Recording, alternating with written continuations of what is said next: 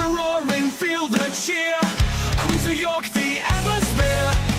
At the crowd that never tame. Mets postgame show brings the flame.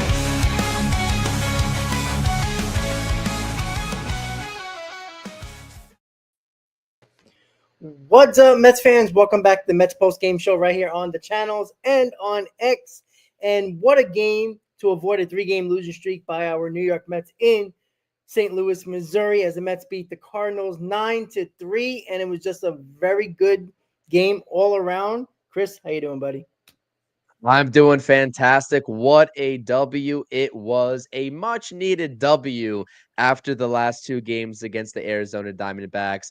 Our New York Mets come out firing on all cylinders, especially the offense as they got into the later stages of the ball game, particularly in that fourth inning and beyond.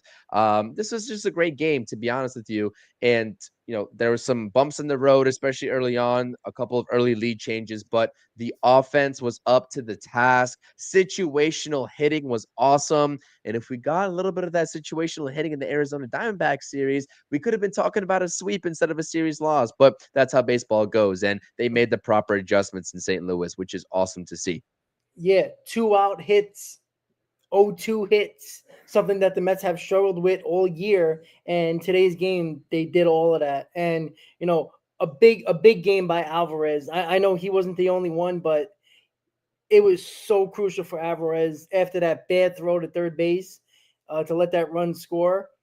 He needed a day like this offensively, and thank God he's starting to go the right field, which is what he needs to start doing to get out of whatever funk he is doing. Ever since he hit that home run in Washington, he's been a zero, and today was a really nice game to see. Hopefully he builds on that going forward, but we got 6 innings from Clay Holmes, Chris, right? I know you brought that up in X, and I was like, yeah, that would be nice.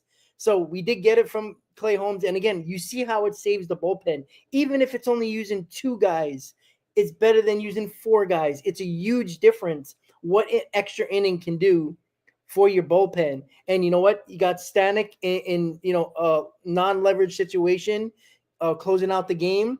And hopefully that gets them back on track. Jose Buto looked good, and a good sign for the bullpen with the guys that we got to trust right now, with a couple of injuries and a couple of bad outings from a couple of guys.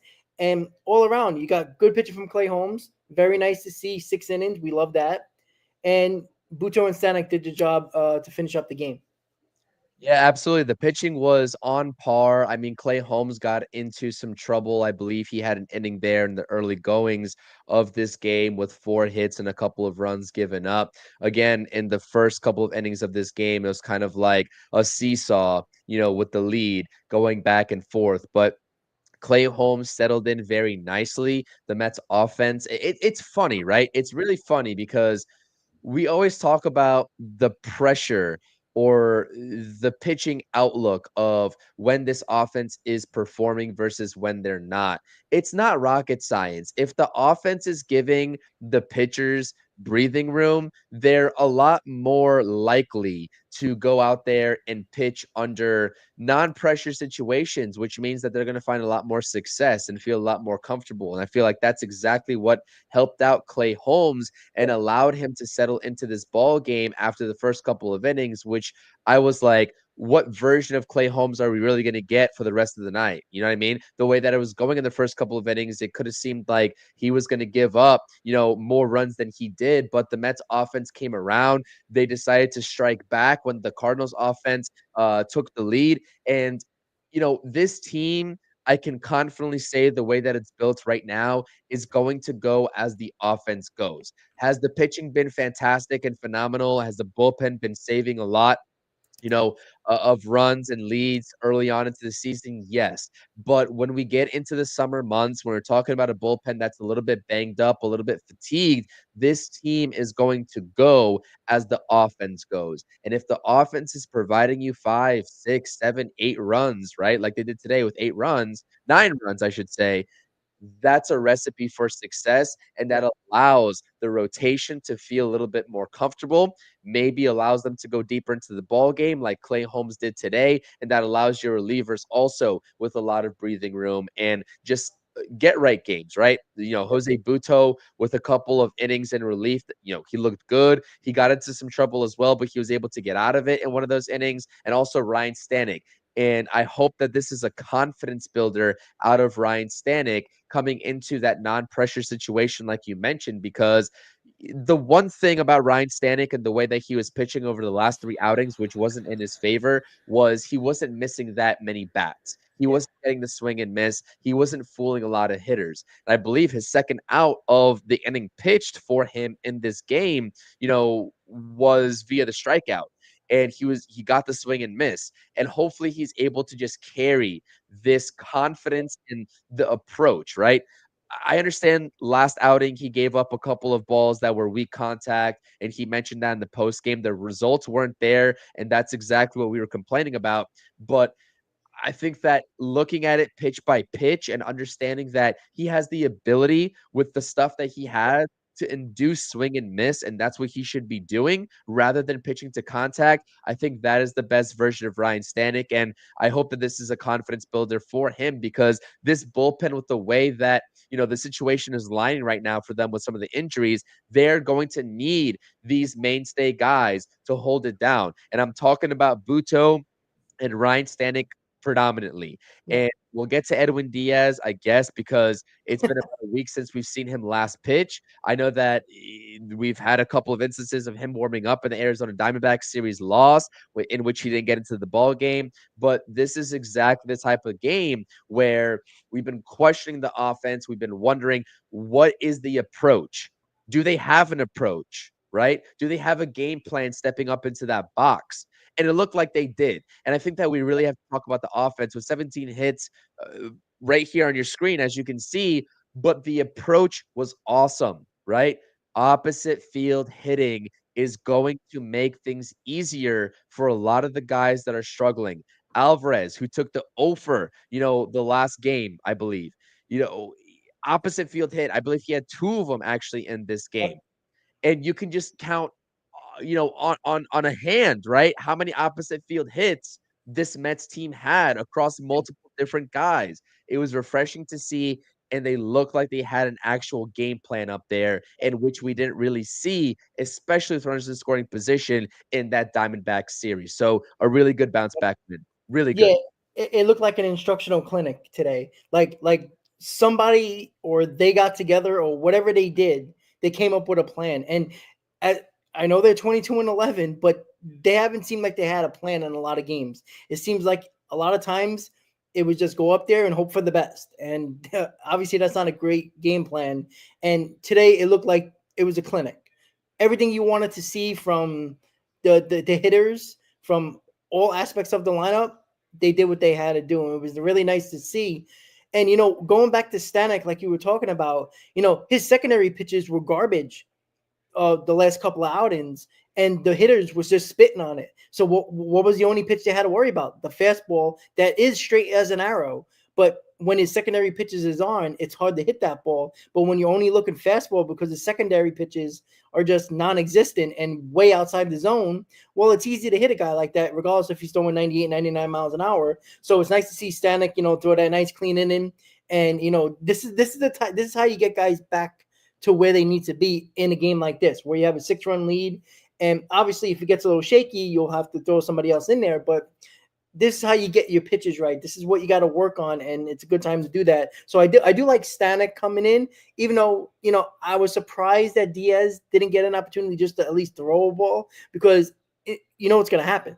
He's going to come in a save situation, hasn't thrown in a week, and it's a pretty good chance he's going to be a little bit wild, because that's the MO of Diaz when he doesn't pitch in a while. So that concerns me a little bit, but when we get to that point, we'll worry about that. It's not a big deal today because he wasn't involved in the game, but overall, it was a really nice game. The only gripe I had with Clay Holmes is, if Clay is watching, and he's probably not, but if he is, you're not a closer anymore. Look the runners at the base. He wasn't looking at any of the runners. They were just running at will. Like, you gotta look. Take a peek. Give them a little doubt in their mind. He didn't do that at all twice in this game. And I know it didn't end up being a big deal, but if the Mets would have lost this game, that would have been a big deal because both of those runs scored in that game because of those stolen bases. And if we would have lost that game and the offense didn't score, that would have been a big deal. So Clay Holmes had a really good start out in, but he's got to realize that you have to look the runner. And I know the catchers have been outstanding throwing out runners, but you can't give your catcher almost no shot of throwing out these runners. Like, you got to look these guys back at least a little bit, throw over once. And he really didn't do that today. And that's something he's got to learn. Again, when you're a closer, most of the time you're coming in with a clean inning, so you're not really worried about runners. And even if they're on, you're a closer, you're just trying to get guys out at the plate. But when you're a starter, you're going through the motions each inning. You got to look the runner back, Chris. Oh, my God. Yeah, and the guy and the guy who stole third, I'm forgetting his name right now for the Cardinals, who was perfect, in stealing bases up until that point, and he's still perfect in stealing bases. You know, that wasn't really. I know that Alvarez threw the ball away, and that forced that runner to score in the early goings of the ball game, which was a crucial moment at that point in the ball game. But really, at that point, Francisco Alvarez, I guess you can say that he has to understand that he has no throw and just to eat it at that point instead of Yeah, forcing it and throwing it away and trying to make something happen. But I agree that Clay Holmes needs to give him a little bit better of a chance. But I've been thoroughly impressed given that. I've been thoroughly yeah, impressed. I mean, Luis Torrens, we know that there's not really many runners in this league that are going to have very much success against Luis Torrens, the stealing off of him based off of what we've seen in the early goings of this season. But I believe that Francisco Alvarez, and I was a little bit late getting into the first couple of innings of this ball game in terms of watching. I was kind of keeping up on the app, the MLB app. Alvarez had a throw out too, right? Off yeah, of he did. Lars Nootbaar, I Second believe. base. Yeah, which is good. That's a really good sign. If you're trying to understand the difference between Alvarez and Torrens behind the plate, Yeah, we all know what Torrens possesses behind the plate in terms of, behind the plate in terms of his arm. We need to see a lot more of that from Alvarez. And I think that, again, against a pretty decent runner in Nootbaar, that was a really good sign. But the other play, trying to get the runner out at third, who inevitably scores off of the same play, I mean, that is really chalked up to Clay Holmes yeah. and not really looking him back, like you said, and not keeping him honest at all. At the very minimum, step off, keep him honest, and that's that. But those are the little types of things that can definitely impact the ball game and can make the difference in the ball game. And thankfully, that wasn't the difference today because the Mets offense came alive and were able to give the Mets a cushion. So I agree with you 100%. Yeah, and you know what? The Mets did come alive because of that error by Contreras to the in and end and double play, where the Mets got Yep. what I believe 3 runs on 2 outs after that error. That would have ended the inning basically. So that was the turning point right there, where the Mets took full advantage of that mistake. And again, this is what you do against bad teams. When they make a mistake, you got to capitalize. This is how you don't lose to bad teams. And you take full advantage of the mistakes and you capitalize on it. And the Mets did that. And we always like to see that. There's been many times where the Mets haven't took opportunities like that, and the game had to be a lot closer than it should be. And it was nice to see that error. That I mean, if that was anybody else, if that was somebody on the Mets, man, we'd be killing them right now. Yeah. But I mean, again, he's a catcher that is a first baseman now, so it's like I hate guys out of position, to be quite honest with you. I just think it's just a stupid thing to do for a lot of situations, especially in that situation. I don't understand it at all. I mean, I get it, but it's not my team, so I don't care that much. But it for years we see Mets guys out of position for many years, and it's just sometimes it's just weird, right? Yeah. McNeil in center field, that first up out of the game, Taylor would have got to that. Yeah. I know that's, we're not expecting McNeil to make spectacular catches here. I mean, he should catch that ball. You're a major leaguer. But again, certain things like that, annoys me a little bit. But McNeil didn't, he did run a ball down in right center. So, okay. He did. He I know did. Yeah. it's nitpicking a little bit. But, there's going to be times where I think Mendoza does like McNeil in center field. It's obvious. He's played there 4 times in 6 games, 7 games Right. he's played so far. So we're going to see him play center field a good number of times because he's hitting. At least he's doing that. He is hitting. Not great, but he's doing better than he was doing last year, and that's nice. And they're gonna have that bat in the lineup, and it looks like they might want to have Tyrone Taylor on the bench coming in late defensively. To be quite honest with you, I think that seems like Mendoza's, because he's done it so far. He's played 4 times in center field already, and it's like, we all questioned it. He hasn't made major mistakes. I mean, he might at some point because it is Jeff McNeil playing center field, but it is going to be interesting going forward what Mendoza is going to do with Jeff McNeil, because I mean, where else are you going to play him? You're not sitting Acuna, you're not sitting Nimmo, so where else are you going to play? Center field. So like it's something that you're platooning McNeil and Tyrone Taylor, which is so interesting to me. I think that it's a little bit of a trial run at this point with McNeil in center field, and as long as he plays a serviceable center field, then we will continue to see that, like you said. McNeil hasn't been swinging a terrible bat. It's not been a lights out bat like a lot of people who maybe like Jeff McNeil want him to play every day would make it seem. He did have a little bit of a hit streak there at some point, from coming back. And it was interesting to hear Gary Cohen's take on it when they actually took out Jeff McNeil in the sixth inning. And I tweeted this, and it just made me laugh because it's like, we can say this until we're blue in the face, but when Gary Cohen says it, it seems like with rightfully so, a lot more respect coming out of his mouth than probably ours. It's like you don't really get that much drop off. And this is exactly what Gary Cohen said, is that, yeah, it's a little bit early to put Tyrone Taylor in there defensively in the sixth inning, but you don't really get that much of a drop off with Tyrone Taylor's bat rather than Jeff McNeil's. And Gary Cohen literally said that verbatim, word for word. And it's true. And guess what Tyrone Taylor did his very next at bat coming up into the box? Hits a double, an extra base hit. It's going to be interesting to see how this center field situation, now that Jose Siri is going to be on the IL for the foreseeable future, how this platoon really plays out. I'm very curious about it. So, I think the Mets played great defense, and that error, like you said, by Contreras. Gary Cohen was pretty much saying that it was an inning-ending double play.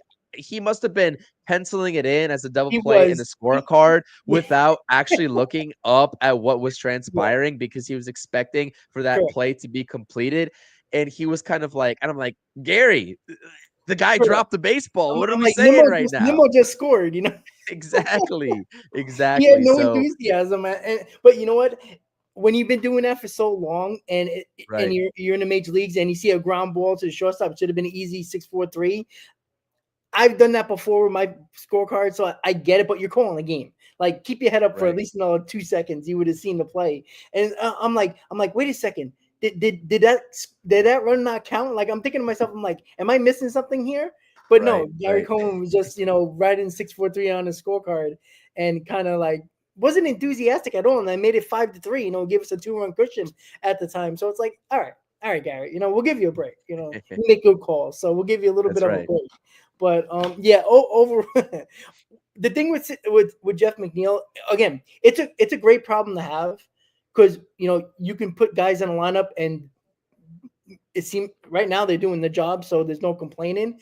But Jeff McNeil is could be very important to this team with his utilization in left field, right field, center field, and second base. Like, it's going to be important. If somebody's struggling, you can throw Jeff McNeil in there, or if you want to give Nimmo a day off out in the field, maybe DH him, put McNeil in left field. You can do all that. So McNeil is going to be beneficial for this team as long as he is not a complete zero at the plate, and he hasn't been. I think he has I don't think he has an RBI yet. We're running the scoring position, but on base. Really, that's all I ask from Jeff McNeil. That's all we need from him. He's not trying to hit home runs, which you noticed. I know we hit one in DC, but DC or home. I forgot where he hit it. It was DC. Yeah, it was DC. So he hit that home run, but he's not trying. He's not overswinging. He's just trying to get on base. And again, when you're most likely hitting in the bottom of the order, what do you got to do? You got to try to turn that lineup over to the top of the order, who is looking a lot better, all around, and that's what you got to do is get on base for the guys at the top of the order. So really, there's not a lot of complaints when it comes to this team right now. Obviously the starters we want to see go longer. We do got Tyler McGill as we kind of pivot to game 2 tomorrow in St. Louis. When it comes to Tyler McGill, he's pitched well, but again, we're going back to the same conversation. Got to get length. Like I need a 6 inning performance again. Like let's try to use 2 bullpen arms per day for a little while, for at least this series.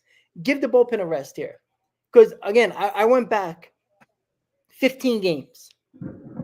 Every game we use 4 or more bullpen arms, except for 1. So that has to change, because again, and it is going, thunder is crazy right now. Holy Christ. I don't know if you guys can hear it. Storms over there, huh? Yeah, I don't know what the hell's going, like, it's like a monsoon over here. Like, did I It's coming up our way too, so. Yeah, it is. Yeah. Like, I was like, God damn, I guess I ain't golfing tomorrow. All right. But sorry. But yeah, I just want to see Tyler McGill. The starter's got to go a little bit longer. Look, I'm not asking for 7 or 8 innings here. The extra inning is huge. You've seen it today.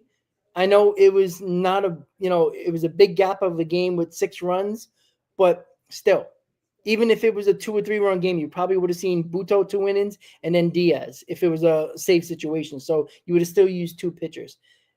Tyler McGill, please don't have a start where you're gonna get 4 innings. Like you're not proving anything. Like everybody's like, oh, but he only gave up 1 run.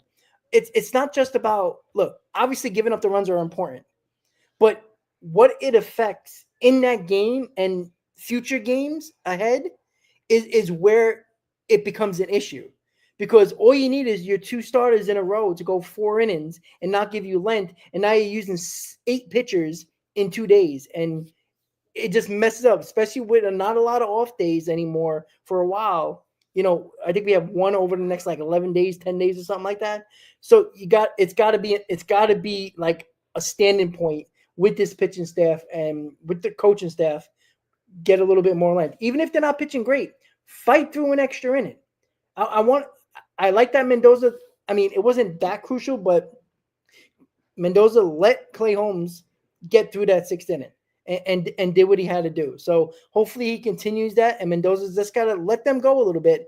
Even if they're not pitching great, let them extend a little bit, see if they can get through it. As it pertains, and we can talk about McGill versus Fetty going tomorrow, but as it pertains to this game, I think that, I like what I saw from certain guys in this offense, right? Like Alvarez, I think that it's not, we should not gloss over the fact that Alvarez looked like, beside the strikeout that he had where he went down quickly 0-2, I think he worked it 1-2, 2-2, whatever, before he swung and missed at a strike. With a couple of base hits today, he got a couple RBIs as well. I think that him working up the middle / opposite field is going to do him a lot of good. And I think that if he carries this type of approach, because this game from Alvarez, just based off of the hits that he was, successful with today, looked night and day different than what he was trying to do at home against the Diamondbacks. So that was awesome to see. I hope that he can carry that over, because it didn't look like he was trying to do too much when he was successful in terms of hitting the baseball, right? It looked like he was trying to do too much in that strikeout, but it didn't look like he was trying to do too much in terms of just being up the middle, very even keel, up the middle, opposite field approach. And then a couple of other guys, the same thing. Brandon Nimmo, I mean, for crying out loud, Brandon Nimmo, clap it up for Brandon Nimmo. It came back from commercial, and I didn't really get the chance to see the swing that he put on the baseball because it was a first pitch home run. But finally, swinging first pitch is successful for him. So hopefully, again, Brandon Nimmo, I had no words for him after game 3 when we did the post-game game 3 Mets versus Diamondbacks. I didn't really know what his approach was. I said that he was guessing, which he was, especially with that strikeout in the very late stages of that ball game. But it looks like he's going to be aggressive, Rob. I think that we all know that at this point, right? His approach at this point seems to have transferred over into this mindset of let me swing early in the count when I get strikes, and hopefully I put a baseball in the gap or over the fence. And that's what he did today. So, not going to say that he's back or anything, but I will say that I like to see the success off of his bat. Juan Soto also ripping a baseball pull side for a double was huge. And Pete Alonso, God, Pete awesome, Alonso, awesome. this guy, what has gotten into him? He is completely locked in, right? 2-run home run. Another base hit. He's got, multi-hit game in this game for the New York Mets. He continues to Yeah, fire on all cylinders at the plate. He is I don't care that he set, a record in 2019 with the home runs for a rookie.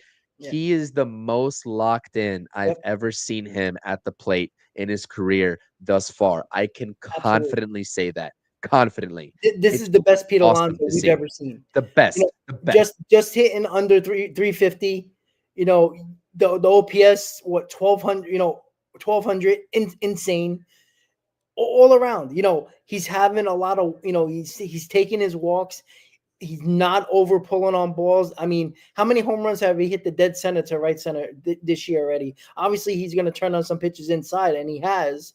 But overall, he's just been outstanding. Like, he's MVP caliber right now. Like, if you took a quick vote, he's probably, I would say, probably close to leading the MVP in the National League. Like, that's how good he's been.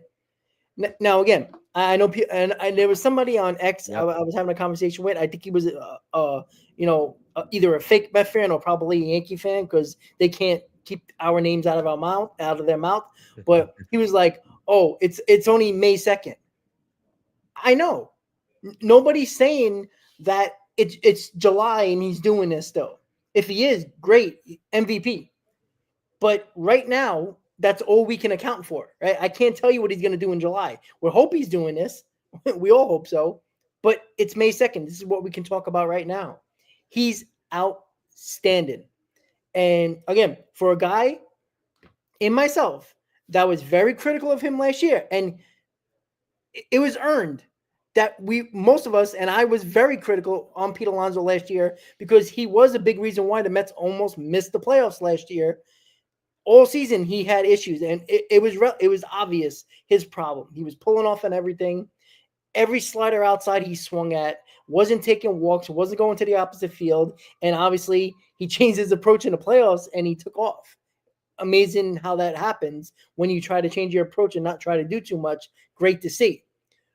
This year, and we talked about this during our season preview, we talked about this during our hot stoves, and even during some spring training reports. We saw the approach in spring training. All we were hoping for, he was taking it into the season like this. Hopefully, it wasn't a trial run in spring training. He took that approach and took it into the season, and it's paid off. Now, we can talk about the mental aptitude of him when it comes to, is he just, relaxed more? I don't know. He's still kind of going for a big contract here, and he's getting paid, big time money for at least 1 year. So there's a contract over his head still. I just think it's the approach and the mental situation that he put himself in is, all right, I'm not trying to do too much here. And his power is going to take over. He's strong enough to flick a ball over the wall. And that's been the big difference. And, as good as he was in 2019, there was flaws in that 2019 season. There's no flaws right now for Pete Alonso. And if you want to throw his defense in there, besides that one throw he made that ended a game, recently, other than that, he's been outstanding. So his all-around game has been outstanding, MVP caliber, and kudos to him because he changed his approach personally. And I always think the players are stubborn who don't change their approach when they're not going well because of whatever reason, whatever their evidence or reasoning is. I like to see guys change their approach when things are not working. Pete Alonso has done that, and he's been successful doing it, and kudos to him. It is 100% the approach because even when he is not mechanically like in a given at bat, Yeah. locked in or up to par, right? He is finding, and he had a base hit where today it looked like it was a broken bat base hit. When his mechanics are off, he's so locked in and he has this great approach, like you're saying, and he's finding success, even given you know, getting potentially fooled and being a split second too early. Like he is strong enough to get those types of base hits. So he doesn't have to be perfect, but he is so locked in and he is so, just on the money right now where he doesn't have to be perfect mechanically and he can still get on base via base hit, even if he makes mistakes mechanically. And that's something that, for a player of his caliber with his offensive skill set, that is just an added, I guess, bag, right? That's just like another move in his bag that he can deploy against opposing pitchers to say, haha, you got me, but guess what? I got you because you fooled me, but I'm still able to get a base hit. And it's just like a really good dynamic to see. And you're seeing that too. Like, he's not being perfect on all these base hits that he's getting. Like he's fooled, he's a little bit late on some hits, but he's still able to find the hole Yep. in between the first baseman and the second baseman, or he's early and he's able to get a base hit, to the pull side over the shortstop or over the third baseman's head, and it's just working in his favor. I think that everything is working in his favor right now. Is there Yep. going to be a point in the season where he slumps? Yeah, Of course. 100%. I think that every player goes through slumps, and we're going to see one probably at some point this season for Pete Alonso. And if we don't, more power to him, right? He's just going to add that much more money into his bag this offseason. But, we can't expect these players to be perfect over a course of 162. But I think if he keeps this approach, if he keeps being this locked in from pitch to pitch, he's going to have a lot more success. He's going to be able to break out of slumps if he encounters them a lot quicker than he was able to Yeah. last season, which pretty much carried all the way through the entire season up until the playoffs. And the playoffs, he kind of took off. The other player, I know that, we're kind of running short on time here. The other player that I really want to talk about is Luis Angel Acuna. First of Yep. all, congratulations, Luis Angel Acuna. Round of applause for Luis Angel Acuna earning the NL Rookie of the Month for April award. Again, it's just a testament to the type of ball player that he is offensively and defensively. He takes the 1 for 3 today, opposite field base hit for an RBI, also with an RBI today. Yep. You're seeing a guy that is just taking whatever the opposition is giving him. And yeah, he struggled for the first, a couple of weeks, maybe week and a half, 2 weeks of the season. Everybody was willing to write him off. Everybody was saying, look at the AAA numbers, this, that, and the other. Let's look at the AAA numbers. I don't need to see any AAA numbers from Luis Angel Acuna to know that he's ready for the big leagues. I don't. I did it in spring training, right? I didn't.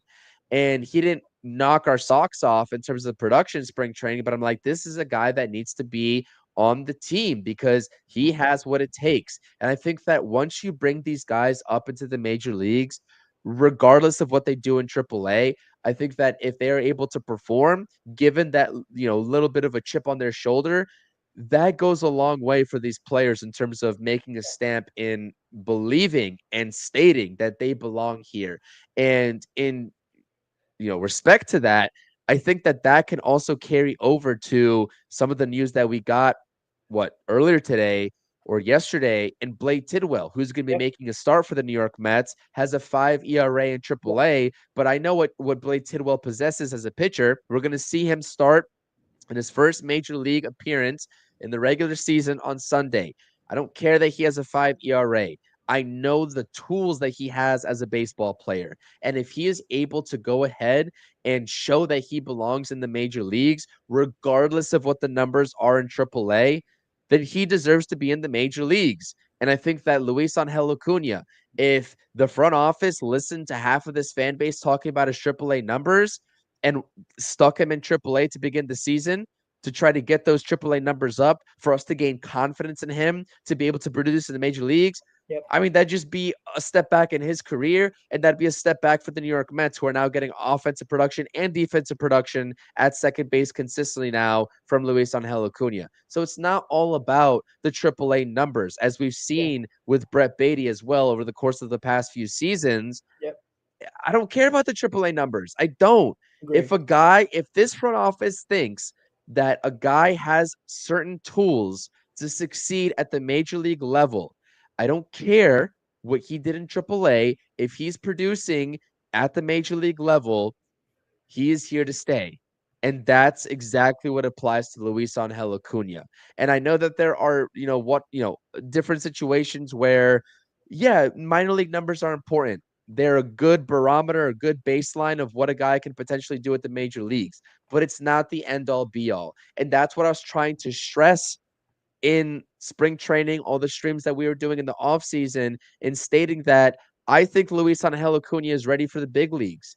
Mhm. And I understand that he only went through a 2-week stretch where he went lights out last season and replaced a Francisco Lindor who went back down with the back injury, but nobody was trying to hear it. It feels like a lot of people were not trying to hear it. And so here we are, Luis Angel Acuna. Props to you. I have my headphones on, or else I'd give you a little bit of a tip of the cap. But this guy's proving me right all along. I mean, I'm the biggest Luis Angel Acuna supporter that I've You seen, to are. be honest. I mean, like, I love the guy. I think he plays electricity. I mean, I understand a lot of people are saying, oh, but his stature this, his stature that. He's not tall. How are we going to get power? We don't need power from Luis Angel Acuna. Does he have that in his arsenal? Yeah. Have we seen it so far? No, we don't need to see it. He impacts the game in multiple ways. And the same can be said with different players that are coming up that may not have had success, at the AAA level, like Blake Tidwell. But if Blake Tidwell goes out there and gives you, let's say 4 innings, and they have him on a pitch count, he goes 4 innings and he looks great. What are you going to do with Blake Tidwell? You're going to tell me that he belongs to go back down, or he deserves to go back down to AAA? No. You know what I mean? If these guys are ready, then they're ready. That's it. That's all. That's all I'm saying. Yeah, and I think the big key to getting Acuna to that next level that he's gotten to is hitting the ball the other way. I think the opposite field hitting that approach, because you've seen it. He's not trying to pull every ball. Now, I know his strikeouts are still up, but again, that's just being young. I think that's being over aggressive in a young player, which you see many times. I like the fact that he's taking that ball the other way. He'll take that ball through the hole between first and second. He's done that a lot, and I think that's a big reason why he's gotten out of that somewhat of a slump, or a slump in the first 2 weeks of the season. And again, he took full advantage of what he needed to do. Right, he outperformed Brett Beatty. He got the opportunity to stay on this team, and he's performing, and he's playing every day at second base, and it's not even giving McNeil second base time, and McNeil's playing center field because Acuna's playing well. So kudos to him, and I can't wait for Sunday to talk about Tidwell and pregame and post. That's great. That's going to be a great time to see him. And again, let's see what he got, because you know what? He might be crucial to this season. We don't know about Manaya. We don't know about Montage right now. And by the way, speaking of minor league guys, or prospects, or guys that are coming back from injury, Ronnie Mauricio has played a couple of games so far in the minor leagues. He's played left field, second base, and third base. So that's an idea of what the Mets are trying to use him for, and utilize him once he's ready to go, because he will be on this team. As soon as he's ready, he'll be on this team. You know why? Because he could play that many positions. And we know, we all believe that he's going to be a very good player. And if that knee holds up and he's healthy, I think the Mets are going to be ready to bring him up. So a great sign from Tidwell getting the opportunity to pitch on Sunday. Again, the Mets need arms. Like, let's be honest. With not many off days and the bullpen kind of in flux a little bit, Tidwell's here. We'll see how long they keep him up here. I'm gonna, because they're gonna go to that 6-man rotation, and if Tidwell pitches well, and again, I'm not expecting length from Tidwell at all. Just so everybody knows, right? I know I go crazy with starters and length. I'm not expecting that at all from him. You're gonna protect that arm, so I understand that guy going 4 or 5 innings protecting his arm, understandable. But he could be a long-term solution this season, possibly, with the 6-man rotation, because again, we don't know about Manaya, we don't know about Montaz, and who knows with this rotation, if with Kodai Senga in this rotation, that 6-man rotation might be very crucial, and Tidwell could be a part of that, Chris. A little bit, yeah, 100%. I think Tidwell can definitely. I think that somebody was mentioning in one of the live chats about the first pitching prospect to come up, and they mentioned Tidwell or Sproat, and I didn't really give an answer, but there we have it from the Mets themselves. It's going to be Tidwell. But I want to touch on this comment here from Jay talking about Vientos, about, is it a little bit too early to worry about Vientos? You know, with Vientos, I've seen spurts of life from him at the box in terms of trying, figuring it out. It seems like he's missing a lot of pitches in the zone. Um, Specifically in the Diamondbacks game yesterday, in a crucial at bat before he struck out on just a pitch that he shouldn't have swung at. Let's be honest. He missed two pitches in the zone that he should have Yep. driven, at least for a sac fly at the very minimum, if not over the fence, because we've seen him hit those types of mistakes over the fence consistently last season. You know, could it be a little bit too early to worry about Vientos? Yes.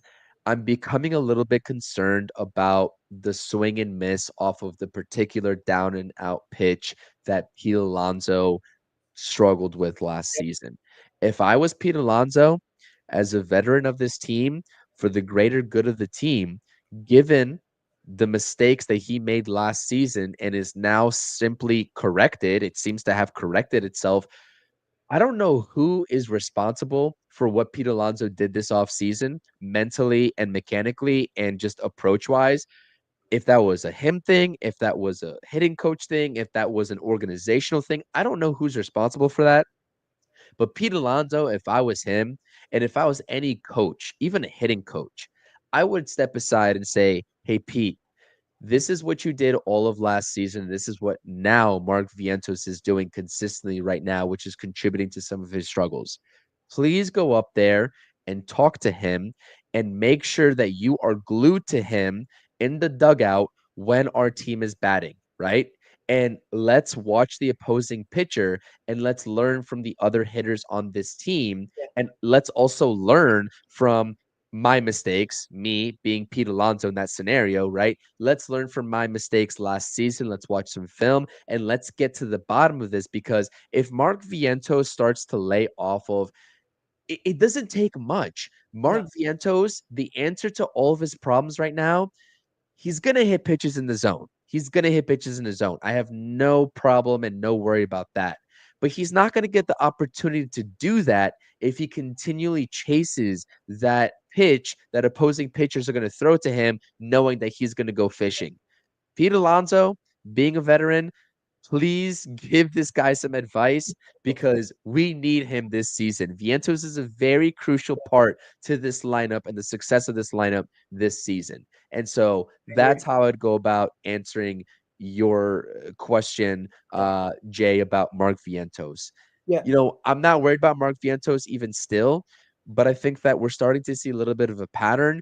It's correctable. And the way that it can be corrected very easily is by learning from the previous mistakes of star players on your team, from your teammates. And that is Pete Alonso. Yeah, and I think Vientos is right now he's just guessing, and that's the reason why he's missing fastballs that he crushed last year. He's guessing on pitches, and again, when you guess, you're going to be jumpy. You're going to be out in front of a lot of pitches, and you're going to be late on that fastball because too many times you're guessing breaking ball because that's the pitch you're worried about the most. And when you become a hitter and very aware of that pitch, you're going to get jumpy. You're going to be out in front, and then when that fastball comes, you're going to be late. And the same fastballs that he was killing last year, he's missing. And we saw that in the Diamondback series, which was a huge problem. And again, do I think Vientos is going to be terrible? No. Do I think he's going to have a year like last year? Probably not. I think it is going to be a sophomore slump, but we don't need him. I mean, it would be great if he was what he was last year, but what we need him to do is get that driving of the baseball back to what he was doing so well. It don't have to be always over the wall. But driving that baseball, runners on base, he's been him and Nimmo has left a ton of men left on base this season, and they've been the biggest culprits. We're leaving runners on base this season. Now Nimmo showing a little bit of sign here, which is nice to see. Vientos got to start doing it. If they start doing it, Juan Soto has been batting 350 over the last week and a half of games. Lindor is doing what Lindor's doing, getting on base. You get your top four guys driving the baseball along with Pete Alonso, or top five guys. This line's going to be unstoppable. and this is what we're hoping for. Do you think Dolo brings up a really good point, and I think that it's a very subjective answer that I can give. Do you think that that would be an option for the Mets? I don't know if I think so. I I agree. don't know if I think so. I think so. You know why? You think Because so? Okay. when you got options, David Stearns won't hesitate. He won't hesitate. And this is the thing about Mauricio. If Mauricio's going to be available, I think he's going to be probably available probably close to the end of May. If Vientos is still looking like this, I'm not saying he's going to get maybe he will get sent down because there ain't many guys with position players with options on this team. If you're not performing, like they did not hesitate to bring Brett Beatty in the minors last year and bring Vientos up when Vientos was a big question mark. So, and Mauricio is less of a question mark than Vientos was last year. So, I would be shocked. You don't think that what Vientos did last season bought him like that kind of like leeway to not get sent down? Yeah, he's going to get another month. The only reason why I say that is because what you don't want to do is make him lose confidence in the big league level and also hurt the team. At the very least, look, he has an option. Vientos knows he'll be back up with this team. Send him down, get his mind right, get his swing right, get whatever approach that you wanted him to get back to what he did last year. It's not the end of the world. Again, minor leagues are instructional. That is what the minor league is for, right? It's not always a demotion. Like Brett Beatty is a demotion. We all know that, right? If Acuna would have went down, it's not about being demoted. It's about instructional. Same thing with Vientos. Get him down there, let him face bad pitching, and let him crush some balls. Maybe he gets his confidence up. Sometimes I think it's not just approach; it's confidence. Sometimes when you lose that little belief in yourself, and I'm not saying he's down on himself, but you lose a little bit of confidence when you're not the same hitter you were the prior year. You lose that confidence, and I think that's what he's doing right now, along with guessing on too many pitches. That's what the minor leagues is for. There's been players a lot better and a lot more proven than Vientos have been sent down by their teams to figure things out. It's not a Agreed. demotion. Agreed. It's instructional. It's possible. I agree with that 100%. I think you nailed it on the head, but given that, I still myself subjectively, this is not like, this is not objective, this is subjective. I would be very shocked to see Vientos go down to the minor leagues at any point this season. It can happen though, because we know you are 100% correct. Mendoza and Stearns don't play this game, right? If you're not Yep. producing, the proper move is going to be made. I would just I won't believe it until I see it. And that's just what I'll say about that. But I agree with you though. It wouldn't be a demotion because we know that Vientos, even if he hypothetically does get sent down, is still going to come back up very quickly and Correct. play a major role on this team. I would just be very shocked if they go down that route. But anything's possible at this point. Sure, especially if the top, if your big guys are hitting at the top of the order with Lindor, Nimmo, Alonso, and Soto. If they're hitting, you might be able to afford to send Vientos down just to get them right. Because again, it's murderer's row if you got those top five guys hitting at the caliber they can hit. It can be that good. And especially if Alvarez starts going a little bit and he might be pushing up in the order a little bit, it's a possibility. Like I think it's a somewhat of a long shot, but Stearns' MO for the first, especially last year, he did not hesitate. If you have an option and they need somebody else to produce, they will do that. It's not a demotion, it's instructional, in my opinion. So do I think it might happen? I think it's a possibility. Would I bet on it? No, but I would definitely understand if they did it because again, next man up mentality, if Mauricio is ready, they might do it. So overall, it was a great game for the New York Mets. We're going to see one of our top pitching prospects in this series on Sunday. The Mets are 22-11, have a 3-game lead still on the division, 9-3 victory. We're going to see Tyler McGill against Eric Fedde. Again, we all know what I want from Tyler McGill. Length. Give me some length. 6 innings. I take it. No more 4 innings nonsense. You're an opener at best. So, Chris, any final words before we head out? Yeah, I know that I'm not gonna be available for the post game tomorrow, so Rob, I'm not sure if you can hold that down or not, Yep, but I I'm think good. that I would be available for a pregame if we're able to set that up. But we'll get to tomorrow until when we get there. A great win. I mean, 9-3, really a good good performance in the opening game of a road series that you would like to see from the Mets coming off of two abysmal losses that quite frankly, should have been a sweep, resulted in a sweep with the Diamondbacks. The Yep, Diamondbacks really didn't play better than the New York Mets. The New York Mets beat themselves. And that is what the okay. most frustrating thing of that series is. So, really good to see Tyler McGill go out there. Honestly, I've been more than impressed with Tyler McGill in the grand scheme of things of what he's provided for Yes. this Mets team, given the way that we were talking about him going into this season. Go out there, do what you got to do.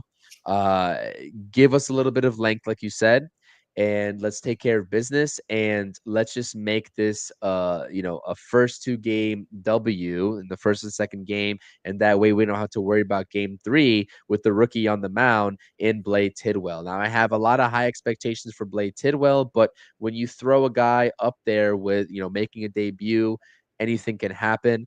They've actually lucked out this season thus far with the debuts of some of the more veteran guys like Hagenman and Waddell, etc. But hopefully, Blade Tidwell's up to the task. But let's worry about tomorrow. McGill versus Fetty, game two.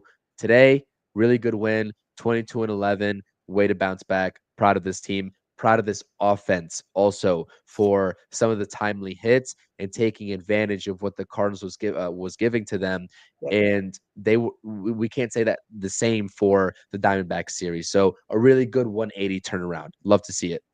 Absolutely great win to avoid their first 3-game losing streak of the season. Them and the Cubs are the only team that haven't lost 3 in a row this year in Major League Baseball as of yet. So once again, guys, I will be doing a post game, pre and post tomorrow. Me and Chris will be doing pre-game. I'll be doing post tomorrow, so we'll have you covered for tomorrow's game, game 34 of the season. With that said, guys, thank you for tuning into the Mets post-game show right here on our channels and on X. Have a good night, guys, and let's go Mets. Let's go Mets.